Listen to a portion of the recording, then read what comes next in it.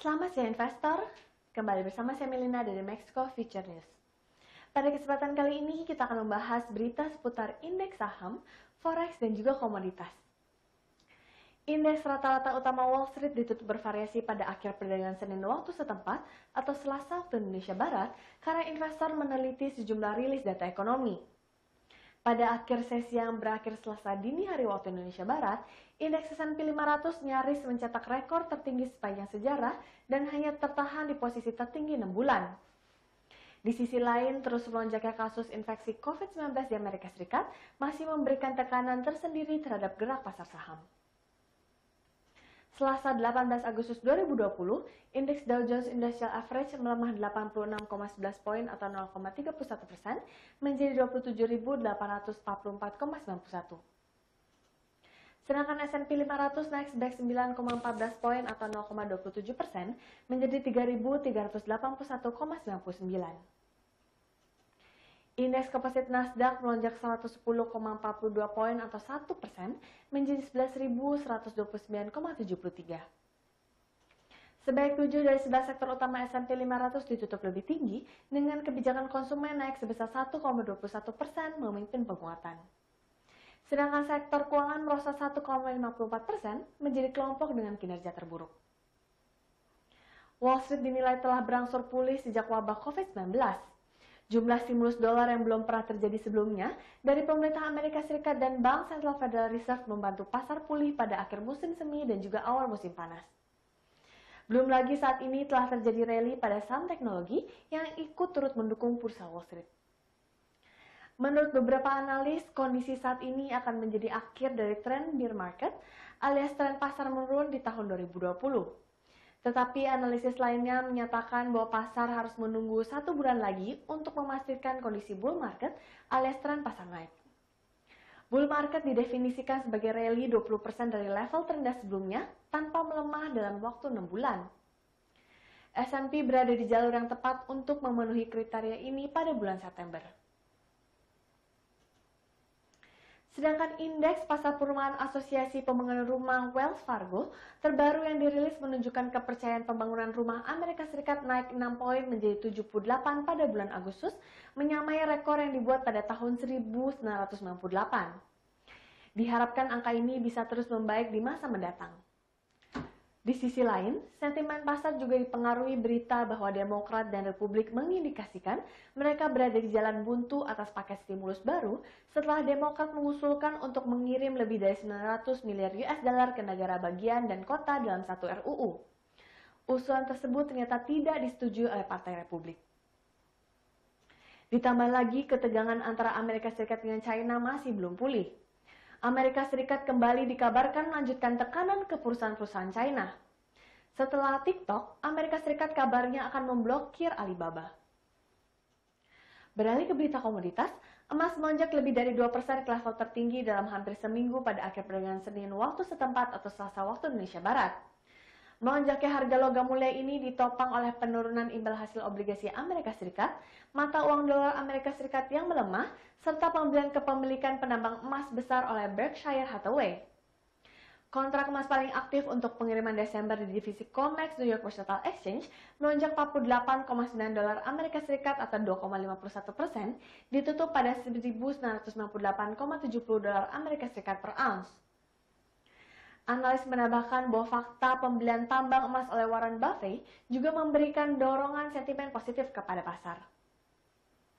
Emas juga ditopang oleh jatuhnya dolar Amerika Serikat ke level terendah lebih dari 1 minggu, menyurutnya imbal hasil obligasi Amerika Serikat untuk tenor 10 tahun setelah meningkat pada minggu lalu, dan indeks survei manufaktur Empire State Fed New York yang turun menjadi 3,7. Sebuah laporan yang dirilis oleh Federal Reserve New York pada hari Senin menunjukkan indeks kondisi bisnis Empire State atau negara bagian New York turun 13,5 poin menjadi 3,7 poin pada bulan Agustus, lebih buruk daripada yang diharapkan.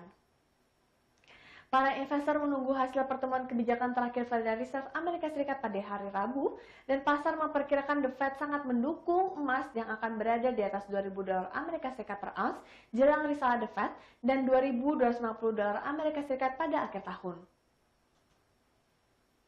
Sedangkan harga minyak mentah untuk kontrak yang aktif diperdagangkan melemah pagi ini, pasar saat ini tengah mencermati kebijakan lanjutan dari para eksportir minyak yang dikenal dengan sebutan OPEC+. Pada pukul 9.35 waktu Indonesia Barat, harga minyak mentah BCK Brent turun 0,37% ke level $45,2 per barrel. Untuk minyak acuan negeri paman Sam tersebut, yakni West Texas Intermediate, turun 0,44% ke $42,7 per barrel. Harga minyak mentah mulai membaik seiring dengan perbaikan permintaan serta pemangkasan produksi yang dilakukan oleh OPEC+. Reuters melaporkan tingkat kepatuhan OPEC+ terhadap kesepakatan pemotongan produksi pada bulan lalu mencapai 95 hingga 97%. Hal tersebut tertulis dalam draft laporan panel monitoring teknis OPEC dan non-OPEC yang dikenal sebagai Joint Technical Committee yang mengadakan pertemuan pada Senin kemarin.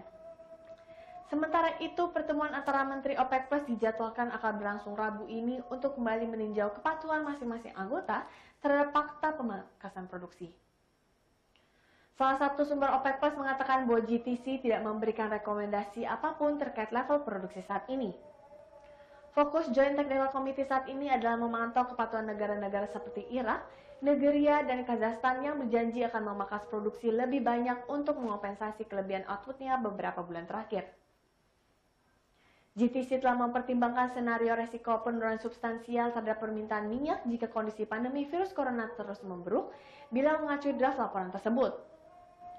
Panel akan terus waspada dan memantau ketat atas implementasi kompensasi untuk produksi berlebih. Tingkat kepatuhan yang tinggi serta perbaikan permintaan minyak membuat OPEC Plus kemungkinan tak akan mengotak-ngatik volume pemangkasan produksi untuk bulan Agustus hingga akhir tahun di angka 7,7 juta barel per hari dari yang sebelumnya 9,7 juta barel per hari pada bulan Mei hingga bulan Juli.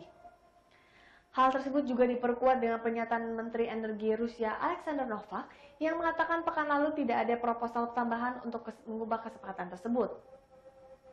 Kemungkinan tidak ada perubahan volume pemangkasan minyak inilah yang membuat harga emas metal agak melemah pagi ini. Bagaimanapun juga harga minyak mentah terutama Brent telah naik ke $45 per barrel atau lebih dari 2 kali lipat dari level terendah sejak 21 tahun terakhir di $16 per barrel pada bulan April lalu berkat kebijakan OPEC+. Sekian berita seputar indeks saham, forex, dan komoditas untuk hari ini. Saya Melina pamit undur diri, terima kasih dan sampai jumpa lagi.